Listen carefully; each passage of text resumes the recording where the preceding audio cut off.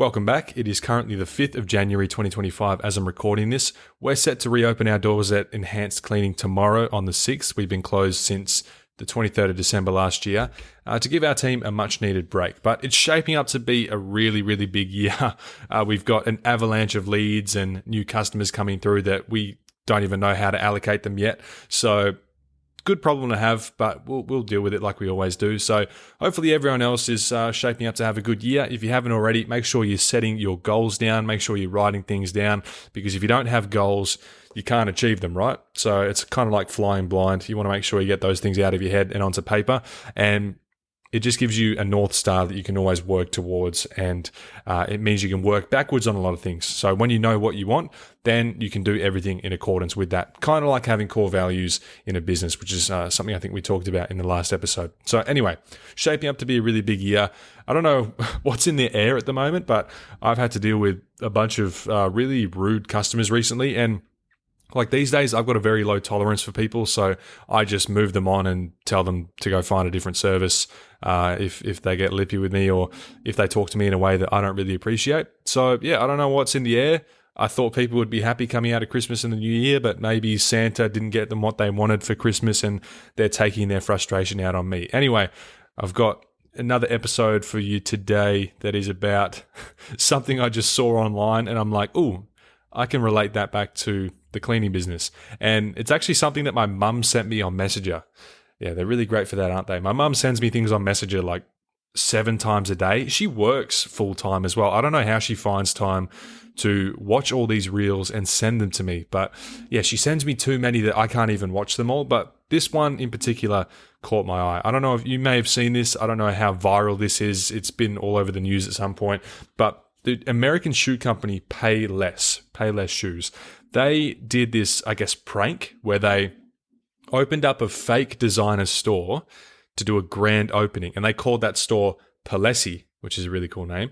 So they opened up this fake designer store called Palessi, and they invited all these influencers and I guess micro celebrities to come in and promote it and to shop the shoes. And it was just this big stunt that they pulled to basically illustrate the point that price does not matter. They stocked the store full of all of their Payless shoes, and it's actually outrageous. I don't know how real this is, but even if it's completely fake, it's still a good lesson on how the world works, because this is what actually happens. So they had their actual Payless shoes in this fake Palessi store, and you know, they usually sell these shoes for $35, and they were selling them for $650. The crazy thing is, people were buying them. And it's because, and I always say this, and I can't stress it enough, price does not equate to quality, and vice versa. You know, so clients often judge the value of your service based on branding, presentation, and the story you tell, not necessarily the intrinsic qualities of the service itself. So like if you position your business as a premium, high-class cleaning service, you can charge higher prices and attract clients who value quality and professionalism. Just like how Payless did this, they positioned the store as a designer brand. And they had like glass walls. They brought in this big gold lion statue, and it was a beautiful store. I saw the video of it. You walk in there. If I had no idea what it was, I would walk in there thinking that the average price tag of a pair of shoes would be a couple $100, which is what it was. So that's just the pre-frame. Before you enter the store, you have a really good idea of what you're going to get. And so for that reason, they attracted that demographic and that type of market that is accustomed to paying these higher prices. And the same thing is true for the cleaning business. When I used to charge $30 an hour when I started, I had clients that pay $30 an hour. And what are the clients that pay $30 an hour like? Well, I'll tell you for free, they're not very pleasant. They expect the world from you. It's like Mrs. Muscle. She says they have a champagne budget on... Oh, sorry, no, I got it wrong. They have champagne expectations on a beer budget, which I think is really funny and a good way to put it. And they're just not great clients to have. They cancel a lot. They nitpick at everything you do. They watch the clock like an absolute hawk. And you don't really make much money for all the hassle. And then I increased my prices to almost double. And all of a sudden, I had high quality clients who appreciated the work I did not complain about price. They weren't watching the clock. They never canceled their service. And their houses were already pristine and lovely. So the actual work was a lot easier as well. So I was getting paid double the amount that I was before, and I was getting nowhere near the amount of hassle as before. So it's just a win-win-win. And it just goes to show, like, you can't underprice your services just because you think cleaning isn't worth more. You need to set prices based on the value that you provide. Time saved, peace of mind, and creating safe and clean environments. A lot of the time as well, it's just the perception of the brand. So, having a high quality logo, having a nice website, having good brand messaging, all of this stuff, and obviously the values, mission, and vision, these are all important in dictating the value and the perceived quality of a brand. So, like, Payless wasn't afraid to price their shoes at 10 to 15, the usual amount, because they believed in the experiment's purpose, which reigns true to any business, right? So don't shy away from charging higher prices. That's the big idea here. Be confident in the value that your services bring and educate your clients on why the service is worth the price. You need to focus on reliability, professionalism, attention to detail, and the results that you deliver. So instead of lowering prices to compete, they did the opposite and rebranded it as luxury, right? So completely solely competing on price will trap you in a race to the bottom. Instead, you have to compete on value, quality, and differentiation. So you need to offer something that competitors can't. Unparalleled service, a unique cleaning process, or added peace of mind, whatever it is. If you can differentiate your service in some way, if you can provide a UCBA, a unique customer buying advantage, then you have set yourself apart from the rest of the pack. In cleaning, it's a lot harder to do. Everything that you can think of that you could do, someone's already done it before. So it really is important just to make sure that your brand and your messaging and all of your marketing really reflects the big idea and the big goal, which is to have a high quality and a high perceived value service. And as Dan Kennedy said, which ties into that notion of lowering prices and racing to the bottom, there is no strategic benefit to being the second cheapest in the marketplace, but there is for being the most expensive. And what that means is, if you are the cheapest in the marketplace, there is a big benefit in doing that. You are providing a big USP or UCBA to the customer. They shop with you, they get the cheapest prices. That is a big benefit to the customer. What would be the benefit of being the second cheapest, right? If they're not going for quality, they're going on price. So why would they go for the second cheapest when they can just go to the cheapest? Therefore, there is only a benefit in being the most expensive, in being the most luxurious, in being the most premium or prestige service or product. Okay? That's the big idea. So Payless didn't just put shoes on shelves. They created a luxury experience with designer branding, upscale decor, and professional presentation. That's all it was. It was just the same thing repackaged and dressed up in a nicer way. And yeah, it could have been completely staged. I watched the video and there's like, they're interviewing people and like people were really paying $600 for these $40 shoes. And at the end of it, they said that they told everyone it was a prank and they refunded everyone all the money they paid, plus let them keep the shoes. So that was a really cool. I bet that was great marketing for them. I bet that campaign was probably the best one they ever did. But it seemed really real, and it's because it happens every day. If you walk into Gucci, Louis Vuitton, Dior, whatever, you are paying a disproportionate price to what that thing is actually worth. There is no real tangible value associated with those luxury and designer goods.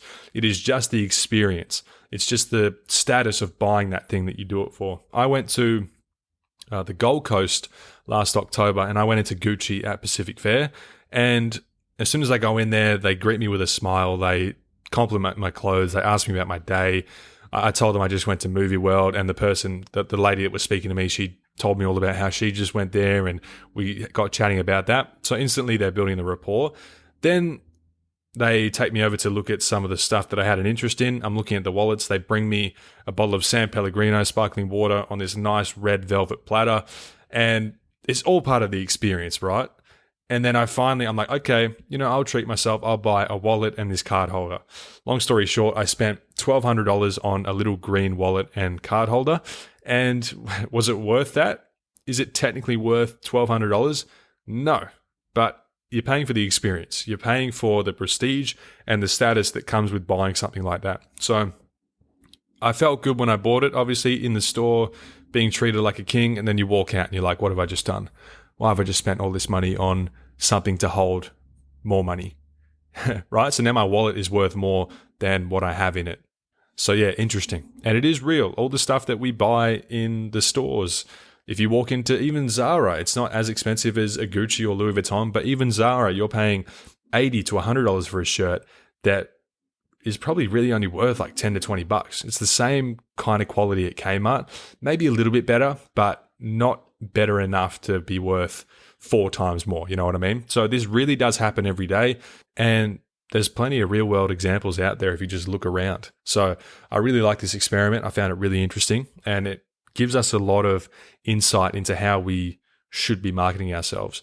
We don't want to be like the Kmart or the Big W or the Best and Less of the cleaning industry. We want to be more like Gucci, Louis Vuitton. We want to be upscale designer. We want to be like Palessi and not Payless, right? Payless is a massive brand. They make billions of dollars. But if I'm starting out, I want to be more like Palessi. I want to have higher price services so I can have more margin to deliver better experience, better service, and attract better customers that are conditioned to paying more, are happy to pay more, and complain less. That's the virtuous cycle that I always reference and talk about, and it's what we should always strive for. So yeah, Payless didn't just put the shoes on shelves, they created the experience with the designer branding, the decor, the gold lion, the glass walls, the glass ceilings and floors, and the presentation of everything. Okay, so what does that tell us? It tells us that we need to upgrade our branding. Branding is so important. You know, a good logo, it doesn't have to be super expensive. It doesn't have to be really, really fancy. But as long as it's clean, as long as it's not tacky, that's the main thing, then that's what you need. You want to have a well-designed website, high quality uniforms for you and the team, and you just need to resonate that high class feeling throughout every facet of the business, right? You need to enhance the client experience, like offer extras, like thank you notes, the follow-up calls, simple things like that. Just the follow-up calls and the rapport that you build when communicating with customers, it adds into that effect. Or like the small unexpected touches, like leaving a fresh scent or neatly arranging items or fluffing up the pillows, whatever it may be. These may be things you already do. And maybe you're already more in that category of upscale cleaning as opposed to the commoditized cleaning, which is what we kind of try to stay away from. And I think most people listening to this would be in that category of better cleaning businesses, which is why you're obviously here. You have the right idea and you're not moving in the wrong direction. But for the people who are listening to this and they're like, oh, I need to be more like that. I want to be more like that. This is for you. Even down to the language that you use in your marketing and on your website and stuff. Like instead of saying we clean houses, you can say we transform homes into pristine sanctuaries. That paints a completely different picture to we clean homes.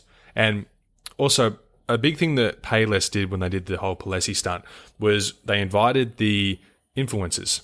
They created that social, what am I thinking of? Social proof, that social validity. They had these influencers and micro celebrities coming in, and so it influenced other people to go and buy that as well. We can do the same thing with cleaning. Social proof is really important with a cleaning business or any service business for that matter. So reviews, I can't stress this enough, reviews are the most important thing that you should be farming for in your business. And when I say farm, I mean every customer that you get, you should be hounding them for a 5-star review. Give them a discount, give them $50 for a review. It all adds up. It really makes a big difference. My business now, we're at the top of Google for every cleaning related search term in Bunbury, Western Australia. And a large part of that is because we have so many 5-star reviews. I think we have about 100 in Bunbury alone. So that social proof aspect is really, really important. And also by limiting access to that event and branding it as high end, Payless created like a sense of exclusivity and desirability. So that's another lesson in there as well about scarcity. So you can use scarcity as a strategy, highlight limited availability for your top tier packages or just your business in general. If you're a one-man show or a one-woman show, you can really stress the fact that you don't have enough time in the week to service everyone. And you've only got like 5 more slots remaining.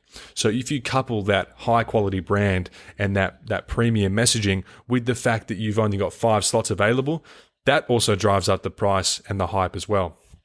People want you, and if they know that there's only limited slots available and there's that perceived like, oh, this is a really popular brand and a really good brand, these slots are probably going to go fast, so I better get on it.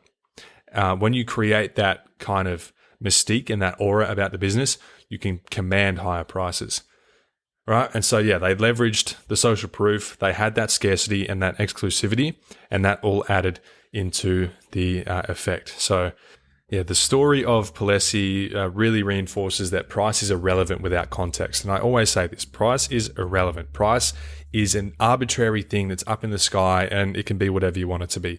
All that matters is what your market is willing to pay for your service. If Kim Kardashian started cleaning houses tomorrow, she could charge whatever she wanted because she's Kim Kardashian. Therefore, price does not matter.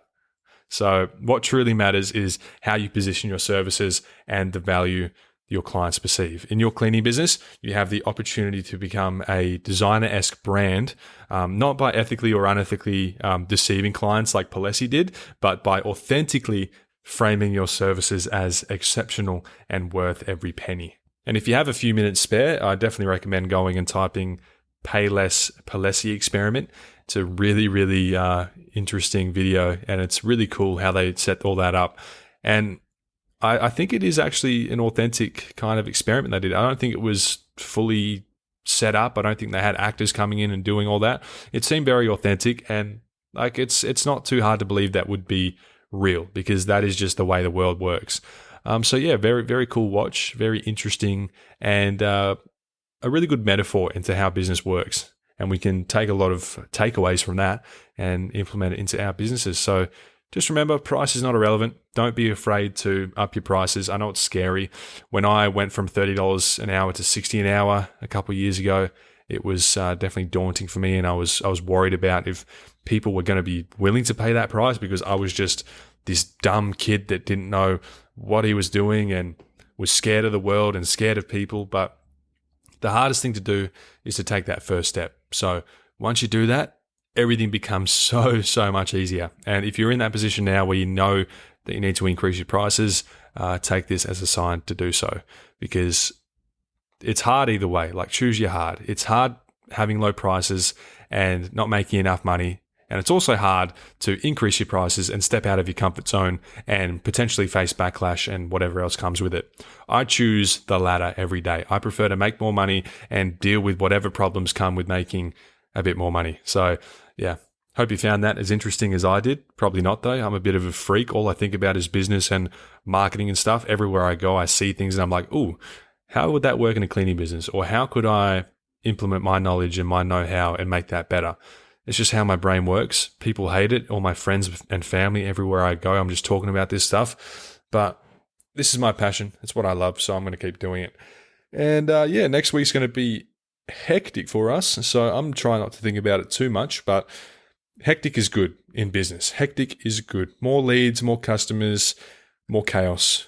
We welcome that because it's controlled chaos and it's a sign of growth. So I'm at a stage in my business now where I'm learning a lot of things and I'm doing things that I've never done before. So going from, 2 million to 3 million is going to be a big step. There's going to be big management changes. There's going to be changes to the hierarchical, is that a word? Hierarchy structure of the business. I'm going to need another layer of management. I'm probably going to have to finally get an office space to really centralize everything and for accountability. And so, yeah, lots of things I need to think about as well, but I will again be taking you with me through that whole journey and documenting all of my experiences so that hopefully you don't have to make the same mistakes that I will inevitably make and all the money that I'm inevitably also going to lose as well, because growing is costly and that's just how it is. I read a really interesting thing as well. What was it? It was, I think someone said, I can't remember the name, so I'm not even going to try to recall that. But they said at every stage in the business, at every interval of money that you make, you're going to lose money. And even on a small scale, if you want to make $1,000, you need to be content with losing 100. If you want to make $10,000, you have to be okay with the idea of losing 1,000. If you want to make 100,000, you're going to have to be okay with losing 10,000. If you want to make $1 million, you're going to have to lose $100,000. It's a rite of passage. It's the way it works. And if I look back on my journey, making my first $1,000, I lost well more than $100. At my first 10,000, I lost way more than 1,000. My first 100,000, I think I probably lost like 30 or 40,000. So if you look at your journey as well, you'll probably see the same thing. And so don't worry too much about what you're losing. Just focus on the experience and the knowledge and the wisdom that you're gaining, because it is ultimately going to build you and your business into the best version of itself. So yeah, with that being said, I am now going to leave the confines of your eardrums and get back to work. And I guess I'll speak to you again next week when I do the same thing again, and hope that you show up and listen. And also, remember, keep leaving the 5-star reviews. They're great. If you haven't left a review already, whatever app you're listening to this on, just exit out of it and leave a 5-star review. Leave a comment as well and some feedback. I really appreciate that. And have a great day and a great week.